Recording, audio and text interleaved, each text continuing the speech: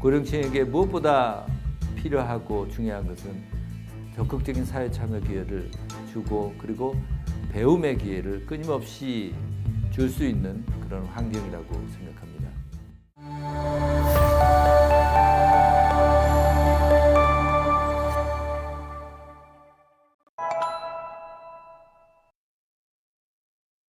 안녕하십니까. 넥스트 시티 포럼 대표 김동근입니다. 이번 주제는 고령 친화 도시입니다.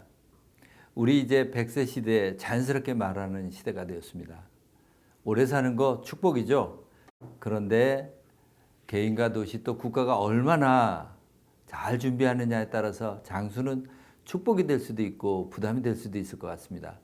우리가 오래 사는 것을 축복이라고 생각하면서도 걱정이 앞서는 것 중에 하나는 우리나라가 세계에서 유례없이 고령사회가 빠르고 진행되고 있기 때문입니다.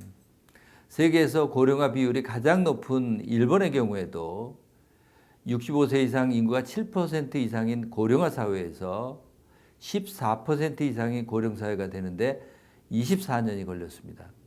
그런데 우리나라는 불과 18년 만에 고령화 사회에서 고령사회가 되었습니다. 세계에서 유례가 없이 빠른 속도입니다. 심지어 앞으로 3년 후 2025년에는 전체 인구 중에서 65세 인구가 차지하는 비중이 20%가 넘는 초고령 사회로 진입하게 됩니다. 이러한 고령화 현상은 많은 우려를 낳고 있습니다. 무엇보다 경제 활력이 둔화가 된 것이 아니냐는 걱정이 많습니다. 경제활동 인구가 감소가 되면 노동력 공급이 부족되고 또 노동의 생산성이 저하가 될까 하는 걱정입니다. 무엇보다 재정 부담이 커지지 않을까 싶습니다. 연금, 사회복지 비용이 증가할 수밖에 없을 것입니다. 이러한 현상은 세대 간의 갈등을 낳지 않을까 하는 걱정도 따라오고 있습니다. 고령 인구에 대한 부양의 의무를 젊은 세대가 져야 되는 것이 아니냐라고 하는 것에 대한 갈등의 걱정입니다. 결국 인구가 경제 발전에 따라서 도움이 되던 인구 보너스 시대에서 고령자 비중 증가에 따라서 부담이 작용하는 인구 오너스 시대로 전환되고 있는 상황입니다. 무엇보다 노인 빈곤 문제가 아주 심각합니다. 우리나라 노인의 상대적 빈곤율은 44%로 OECD 국가 중 가장 열악합니다. 프랑스나 노르웨이는 상대적 빈곤율이 5%에 이르지 않습니다. 다른 나라에 비해서도 아주 높다라고 하는 미국 같은 경우에도 23%로 우리는 거기에 2배 가까이가 되고 있습니다. 그렇다고 우리 고령 어르신들께서 일을 안 하는 것이 아닙니다. 3명 중에 1명은 일하고 있지만 그럼에도 절반 이상이 노후를 준비하지 못하고 있습니다. 2020년 통계에 보면 노후 준비가 되어 있지 않다라고 응답한 비중이 50%가 되고 있습니다. 이렇게 우리 고령층이 노후 준비를 하지 못한 주요 원인이 어디에 있을까요? 우리 문화에서 찾을 수 있을 것 같습니다. 자녀들에게 모든 것들을 다 주는 그런 문화입니다. 우리 모두 실감할 겁니다. 자녀 사교육비에 들어가는 비용이 얼마나 큽니까? 또 어르신들 재산을 자녀들에게 다 물려주려고 하십니다.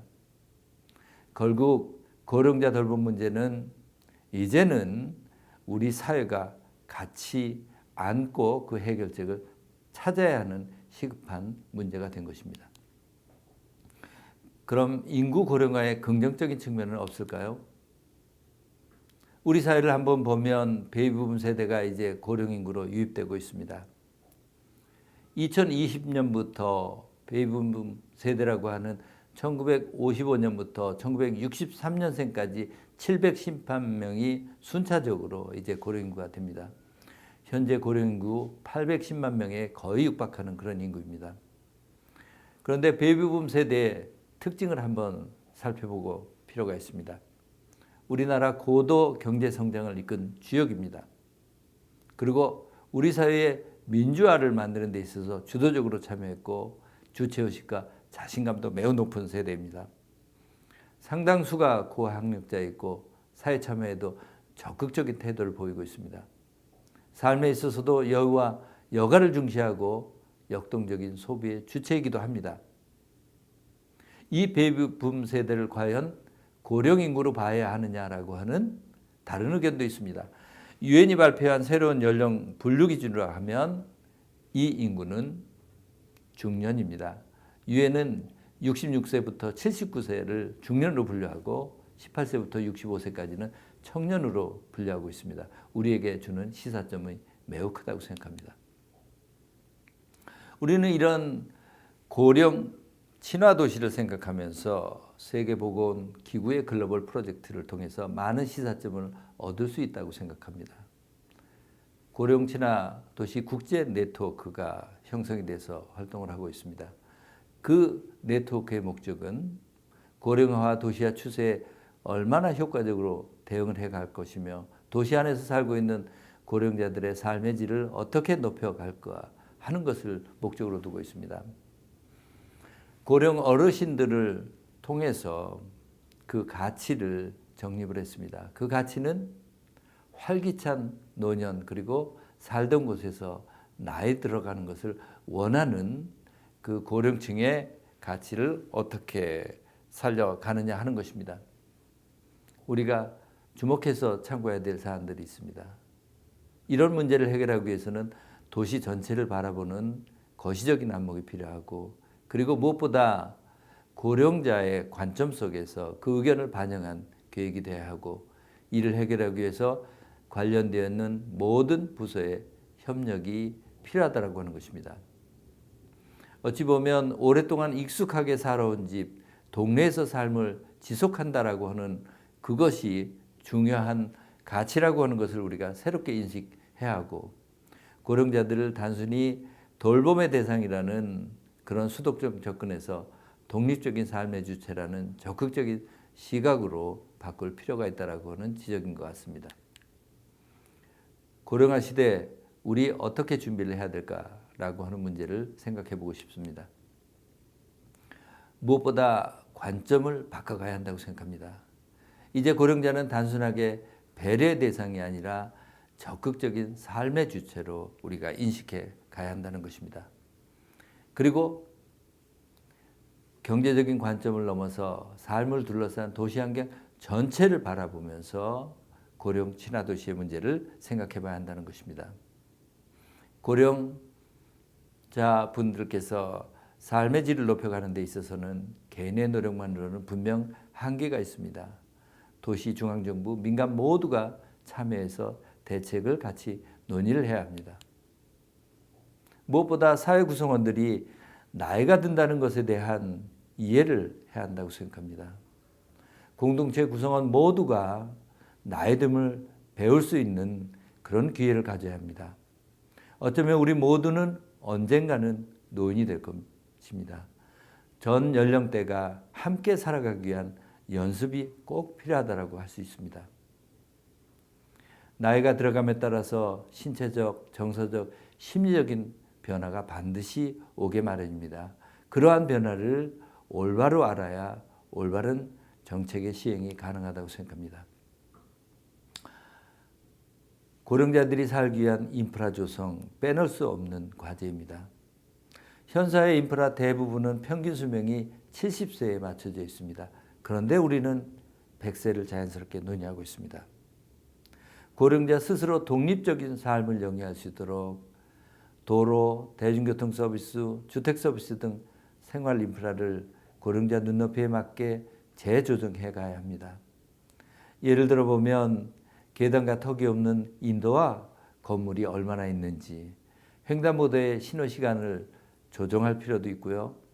인도공원 버스 정류장 등에 노인들이 편안하게 쉴 수 있는 벤치는 잘 갖춰져 있는지, 그리고 행정서류의 활자 크기는 적정한지 등 세심한 배려가 필요합니다. 또 어르신들이 신체적인 활동, 여가 활동을 충분히 할 수 있는 텃밭, 체육시설 등 사회에 대한 기본 인프라가 제대로 준비되어 있는지 살펴볼 필요가 있다고 생각합니다. 고령 어르신들이 물리적인 심리적인 장벽을 없애는 배리어 프리의 디자인이 절실히 필요한 이유입니다. 무엇보다 일자리 문제에 대해서 깊이 생각해 봐야 합니다. 고령자에게 일자리는 정말 특별한 의미가 있습니다. 일자리를 가진 고령자들께서는 치매, 만성질환 등에 걸릴 확률이 매우 낮은 것으로 보고가 되고 있습니다. 그리고 또 삶의 만족도도 매우 높아집니다. 그리고 우리 사회가 걱정하게 되는 재정 부담도 감소를 하게 됩니다. 우리나라는 OECD 회원국 중 고용률이 1위입니다. 그렇지만 빈곤율이 1위라고 하는 모순적인 상황을 겪고 있습니다. 우리 사회가 진지하게 나서서 이 문제를 해결해야 되는 이유는 분명합니다. 고령 일자리에 대한 어떻게 마련할지에 대해서는 좀 더 생각해 봐야 할 것 같습니다. 무엇보다 고령자에 대한 편견과 그리고 시스템을 전환하는 것이 고령자의 일자리 마련하는 데 있어서 출발점이라고 생각합니다. 우리는 노화가 되면 일을 제대로 해내는 데 있어서 그 역할을 제대로 못하는 것이 아니냐라고 하는 부정적인 인식이 있는 것 같습니다. 하지만 인지 능력은 다소 떨어질지 모르지만 경험과 사회적 네트워크 등 일을 처리하는 데 필요한 다른 부분들에 있어서 더 많은 강점을 갖고 있다고 하는 보고도 많이 있습니다. 그리고 또 하나는 고령자의 고용이 늘면 청년 고용을 침해하는 것 아니냐라고 하는 지적도 있습니다. 하지만 반드시 그런 것은 아닌 것 같습니다. 고령자에게 필요한 일자리 그리고 청년의 도전적인 일자리 분명히 다른 영역이 있을 것입니다. 그리고 고령자의 일자리는 복지 차원에서 볼 문제가 아닌 것 같습니다. 우리의 경제, 사회, 산업의 전반적인 현상 속에서 새로운 영역을 찾는 것이 필요하다고 생각합니다. 우리 산업 구조가 급속하게 변하고 있습니다. 4차 산업혁명을 자연스럽게 이야기하고 있습니다. 그곳에서 나타나고 있는 일자리의 현상 중에 하나는 시간제 일자리가 늘어나고 탄력 그 문제가 늘어난다고 하는 것입니다.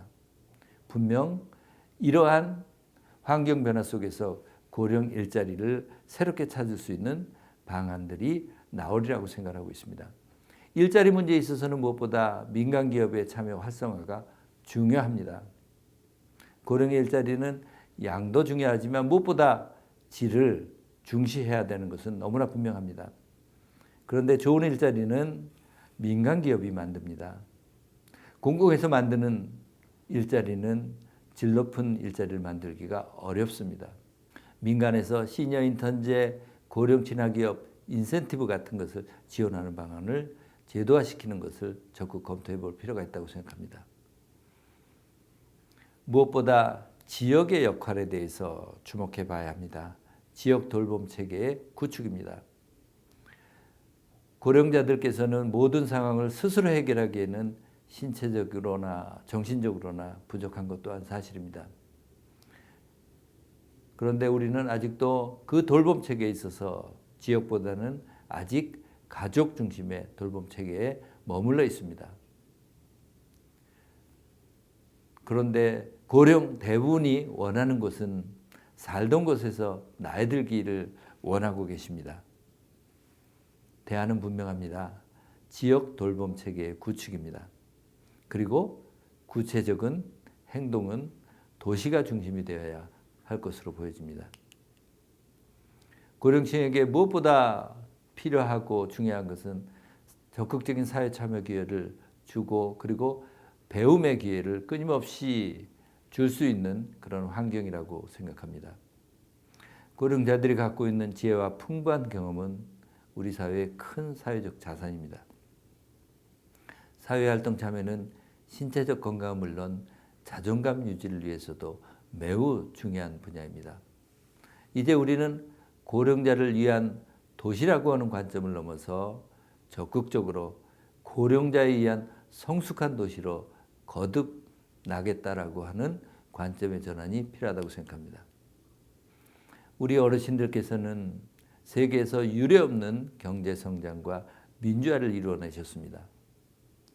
삶의 현장에서 쌓아온 어르신들의 경험과 지혜, 이것은 이제 경제 성장과 민주화라는 담론을 넘어서 더 성숙한 사회로 진전하기 위한 소중한 자산이 되면 우리가 어떻게 활용하느냐에 따라서 달라질 것이라고 생각합니다.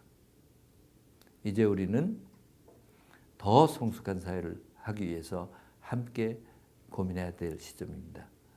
넥스트 시티는 성숙한 사회라고 생각합니다. 감사합니다.